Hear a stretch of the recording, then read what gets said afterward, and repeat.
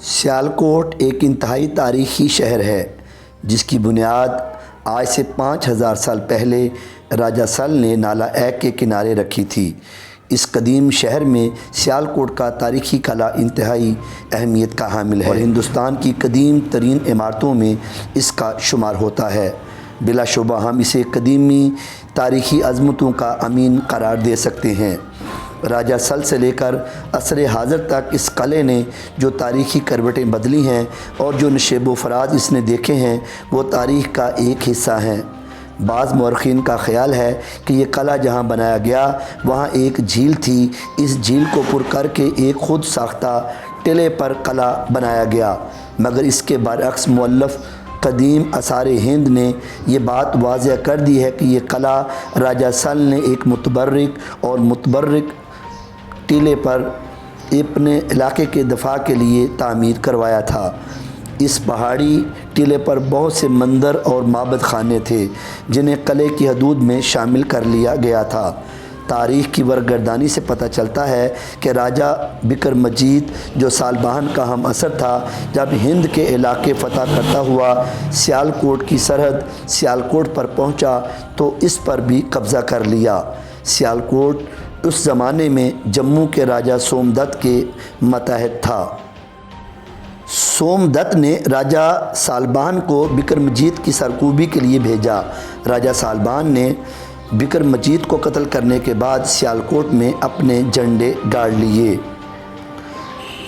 سالبان نے قلعہ کی تعمیر و توسیع کے لیے بڑے بڑے پتھر اور چٹانیں منگوائیں اور اس سے یہ قلعہ تعمیر کروایا۔ قلعہ 2 سال میں تیار ہوا۔ اس کے دور میں بڑے بڑے دروازے بھی بنائے گئے۔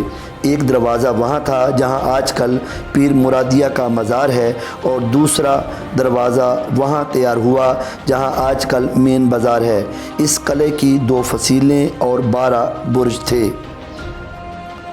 ناظرین، یہ وہی قلعہ ہے جہاں راجہ پورن بھگت کے دامن کو داغدار کرنے کی کوشش کی گئی تھی۔ بالآخر رانی جذبہ انتقام سے مغلوب ہو کر راجہ کو پورن کے خلاف بھڑکایا اور آخر اسی قلعہ میں پورن جیسے معصوم شہزادے کے ہاتھ کاٹ دینے کا حکم سنایا گیا۔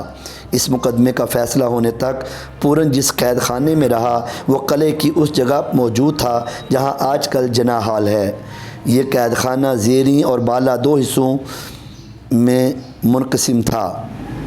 اس قلعے کی تعمیر کے متعلق ایک روایت یہ بھی ہے کہ راجہ سالبان نے جب اس قلعے کی فصیلیں بنوانی چاہیں تو یہ فصیلیں صبح کو جب کاریگر بنا کر جاتے تو دوسرے دن انہیں منہدم پاتے۔ راجہ نے تنگ آ کر جوتشیوں سے پوچھا تو انہوں نے بتایا کہ ان دیواروں میں اگر کسی مسلمان کا خون چھڑک دیا جائے تو یہ قیامت تک آہنی دیوار کا کام دیں گی۔ چنانچہ تلاش کے بعد ایک مسلمان تلاش کیا گیا جس کا نام مراد تھا۔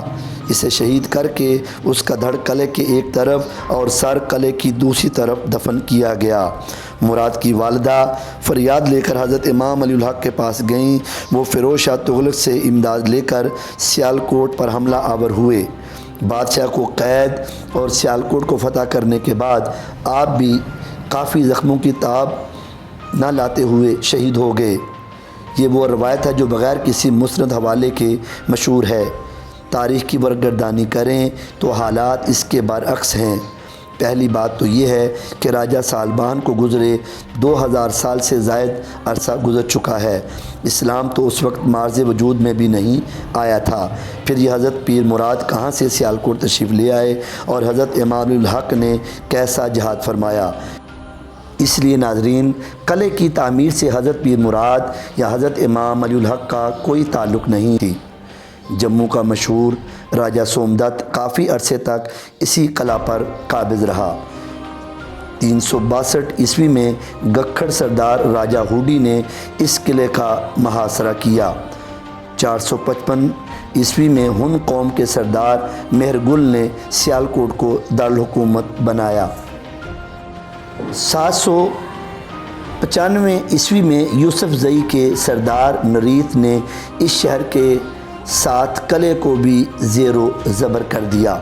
محمود غزنوی کے دور میں انند پال نے محمود کے آئے دن کے حملوں سے تنگ آ کر سیالکوٹ کو دارالحکومت بنایا۔ محمود غزنوی کے بعد امیر مودود برسر اقتدار آیا۔ جب شہاب الدین غوری تخت نشین ہوا تو اسے گکھڑ قوم کے سردار خسرو ملک نے بہت پریشان کیا۔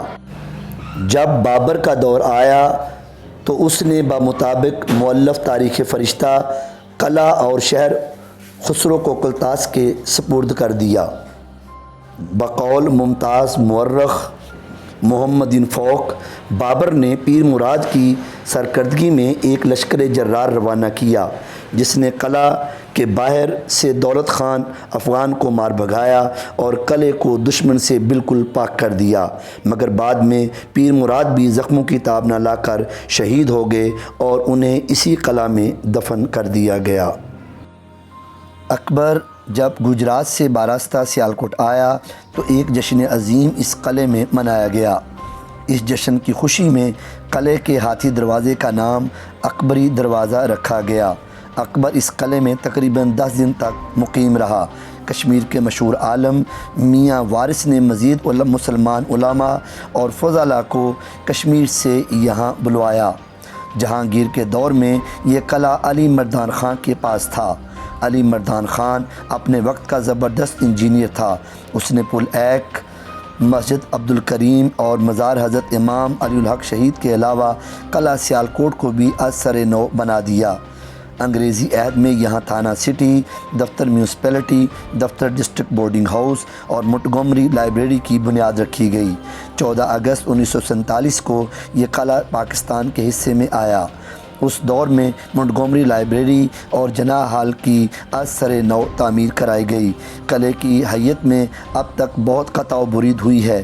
یہ بات انتہائی افسوسناک ہے کہ اس وقت قلعہ کی حالت انتہائی مخدوش ہے اور اس کے تاریخی آثار مٹتے جا رہے ہیں۔ محکمہ آثار قدیمہ، حکومت پنجاب اور ڈسٹرکٹ گورنمنٹ سیالکوٹ سے مطالبہ کرتا ہوں کہ وہ سیالکوٹ کے تاریخی قلعہ کی حفاظت کے لیے آگے بڑھیں اور اس کے تاریخی آثار جو مٹتے جا رہے ہیں اس کو بچانے کے لیے اپنا عملی کردار ادا کریں تاکہ آنے والی نسلیں اپنے تاریخی مقامات کو محفوظ بنا سکیں اور اس سے استفادہ کر سکیں۔